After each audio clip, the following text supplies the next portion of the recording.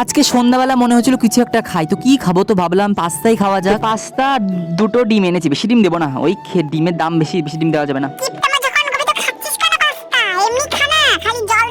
ওইভাবে খাওয়া গেলে তাই খেতাম গাই, যেই দাম ডিমের বাবা বলা যাবে না। তো আর কি, ওইদিকে জলে আমি পাস্তা সিদ্ধ করতে দিয়ে চলে এসেছি। পেঁয়াজটা কেটে নি, পেঁয়াজ কাটতে বসে তো আমার চোখ দিয়ে পুরো জল বেরিয়ে গেছে। পেঁয়াজ কাটছি না মানুষ কাটছি না কি কাটছি বলতে পারবো না। পেঁয়াজ কেটে কানতে কানতে উঠে দিকে আমি পাস্তাটা সিদ্ধ করে নিচ্ছি। জল গরম হয়ে গেছিল, হলুদ রেখেছিলাম। পাস্তার ভিতরে কোনো মশলা দিতে যাবো না, মশলার যে দাম বাবা, পেঁয়াজ আর লঙ্কা দিয়ে পুরো আমি কাঁপিয়ে দেবো পাস্তাটা। আর ওই যে ডিম না দিলে বড় লোক চাল আসবে না, ডিম তো দিতেই হবে। দুটো ডিম আমি দিয়ে লবণ দিয়ে ভুজিয়া করে নিলাম। করার সময় মনে হচ্ছে ডিমগুলো আমি এমনি খাই, থাক চাউমিনে দেবো না, তো না দিলে হয় তখন আবার খারাপ। ঠিক, আবার কড়াই তেল বসিয়ে দিয়েছিলাম, তেল গরম হয়ে গেছে। এবার পেঁয়াজ আর লঙ্কা দিয়ে ছেড়ে দেবো একদম। আর মাল মশলা কিছু দিতে যাবে না, লবণ আর হলুদ দিলে কাঁপিয়ে যাবে, আর কিছু দিতে হবে না। পেঁয়াজ আর লঙ্কা জাত করে ভেজে নিতে হবে একদম জাত। যখনই দেখবে পেঁয়াজটা একটু ব্রাউন কালার হয়ে এসেছে, তখনই পাস্তাটা ঢেলে দেবে, সিদ্ধ করা পাস্তাটা, বুঝলা? পাস্তার ভিতরে স্বাদ হিসেবে নুন দিবে, তাহলেই হয়ে যাবে। হলুদ দিতে যাবে না কিন্তু পরে ভুল করে কেউ, তাহলে একদম বিচ্ছিরি লাগবে, গন্ধ বেরোবে খেতে।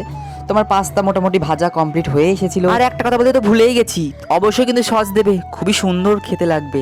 ওই তোমার ওই দামি মশলার থেকে সস দিলেই বেশি টেস্ট। আর আগে থেকে ভুজিয়া করা ওই ডিমের ভুজিয়াটা ঢেলে দিলাম, দিতে কষ্টও লাগছিল, মনে হচ্ছিল এমনি খাই কেউ না দিলে। ঘরে পাস্তা মশলা ছিল না, ওই জন্য আর কি ম্যাগি মশলা দিয়ে কাজ চালিয়ে দিলাম। তোমরা ভিডিও দেখছো, লাইক করছো না, সাবস্ক্রাইব করছো না, কি ব্যাপার? তোমাদের কি নিমন্ত্রণ কার্ড দিয়ে আসতে হবে নাকি বাড়িতে গিয়ে? আমি বুঝতেছি না। যাই হোক, লাইক করতে হবে না, কিন্তু এরকম করে পাস্তা করে খেয়ে দেখো একবার, যদি খাও। জীবনে পাস্তা খেয়েছিলাম খুবই টেস্টি করে, মনে থাকবে।